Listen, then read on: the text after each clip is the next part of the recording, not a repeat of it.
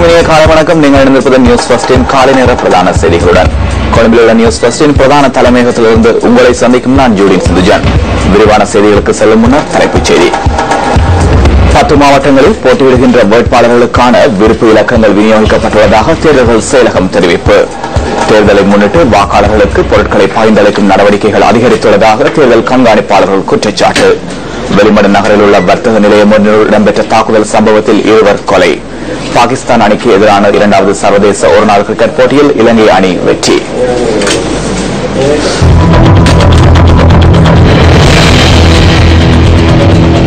தொடர்ந்து அவதானத்தை உள்நாட்டு செய்திகள் வசம் செலுத்தலாம்.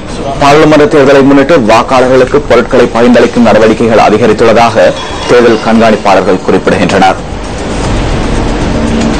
பிரதேசங்கள் சிலவற்றில் பொருட்கள் பகிர்ந்தளிக்கப்படும் சம்பவங்கள் பதிவாகியுள்ளதாக கஃபே அமைப்பின் நிறைவேற்று பணிப்பாளர் கீர்த்தி தினகோன் குறிப்பிடுகின்றார். தொலைநறுவை, கொழும்பு, நுவரெலியா மற்றும் பதுளை மாவட்டங்களில் இத்தகைய சம்பவங்கள் அதிக அளவில் பதிவாகியுள்ளதாகவும் அவர் சுட்டிக்காட்டினார். தேர்தல்கள் செயலகம் மற்றும் போலீசாருடன் இணைந்து பொருட்களை பகிர்ந்தளிக்கும் சில நடவடிக்கைகளை நேற்று நிறுத்துவதற்கு நடவடிக்கை எடுக்கப்பட்டதாக கஃபே அமைப்பு தெரிவித்துள்ளது. இதுதவிர புத்தளம் மற்றும் பதுளை மாவட்டங்களில் கட்சி ஆதரவாளர்களிடையே போதைப் பொருள் மற்றும் மதுபானம் என்பன விநியோகிக்கப்பட்டு தேர்தல் பிரசாரங்கள் முன்னெடுக்கப்படுவது குறித்தும் தமது அமைப்பிற்கு பதிவாகியுள்ளதாக கஃபே அமைப்பின் நிறைவேற்று பணிப்பாளர் மேலும் கூறியுள்ளார். இதேவேளை தேர்தல் காலங்களில் பொருட்கள் விநியோகிக்கப்படுகின்றமை தொடர்பில் அடுத்து வரும் சில தினங்களுக்குள் தேர்தல்கள் ஆணையாளரை தெளிவுபடுத்துவதற்கு நடவடிக்கை எடுத்துள்ளதாக தேசிய தேர்தல் கண்காணிப்பு நிலையத்தின் தேசிய அமைப்பாளர் சட்டத்தரணி ராஜங்க ஹரிச்சந்திர தெரிவித்துள்ளார். இதுதவிர சிலாபம், கண்டி, மாத்தளை போன்ற மாவட்டங்களில் பொருட்களை விநியோகிக்கும் நடவடிக்கைகள் குறித்து தொடர்ச்சியாக பதிவாகி வருவதாக தற்கொலை அமைப்பின் நிறைவேற்று பணிப்பாளர் ரோஹன ஹெட்டியாராய்ச்சி குறிப்பிடுகின்றார்.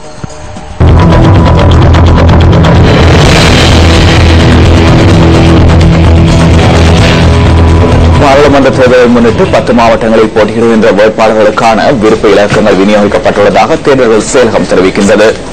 ஏனைய மாவட்டங்களில் போட்டியிடுகின்ற வேட்பாளர்களுக்கான விருப்பு இலக்கங்களை இன்று விநியோகிக்க உள்ளதாக மேலதிக தேர்தல்கள் ஆணையாளர் MM முகமது குறிப்பிடுகின்றார்.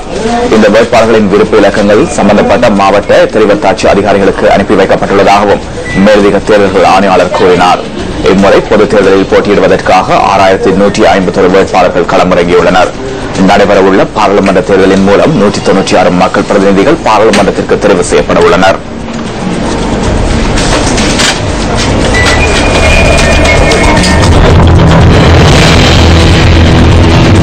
பதுளை வெளிமட நகரில் உள்ள உணவகம் ஒன்றினுள் கூரான ஆயுதங்களால் குத்தி 2 கொலை செய்யப்பட்ட சம்பவத்துடன் தொடர்புடைய 6 சந்தேக நபர்கள் கைது செய்யப்பட்டுள்ளனர்.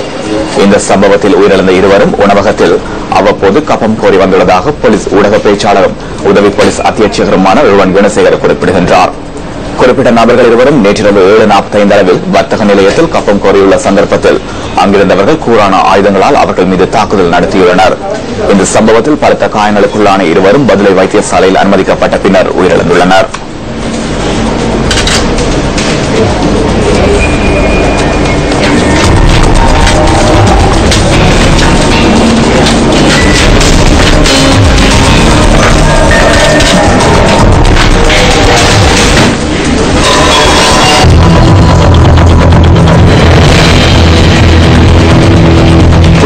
சட்டவிரோதமாக முன்னெடுக்கப்பட்டு வந்த சட்டவிரோத மணல் அகழ்வு நடவடிக்கை ஒன்றை விசேட அதிரடிப்படையினர் சுற்றி வளைத்துள்ளனர். புத்தளம் தலசேன போல பகுதியில் நீண்ட காலமாக சட்டவிரோத மணல் அகழ்வு இடம்பெற்று வந்துள்ளமை விசாரணைகளின் மூலம் தெரிய வந்துள்ளது. விசேட அதிரடிப்படையின் 15 உத்தியோகத்தர்களால் மேற்கொள்ளப்பட்ட விசேட சுற்றி வளைப்பின் போது சட்டவிரோத மணல் அகழ்வில் ஈடுபட்ட 2 கைது செய்யப்பட்டுள்ளனர். அத்துடன் மணல் ஏற்றிச் செல்வதற்காக பயன்படுத்தப்பட்ட லோரி ஒன்றும் கைப்பற்றப்பட்டுள்ளது. இதேவேளை இந்த சுற்றுவளைப்பின் போது அருகால் பயணித்த சந்தேகத்திற்கிடமான முச்சக்கர வண்டி ஒன்றை சோதனையிட்ட போது அதிலிருந்து 50 மதுபான போத்தல்கள் கைப்பற்றப்பட்டுள்ளன.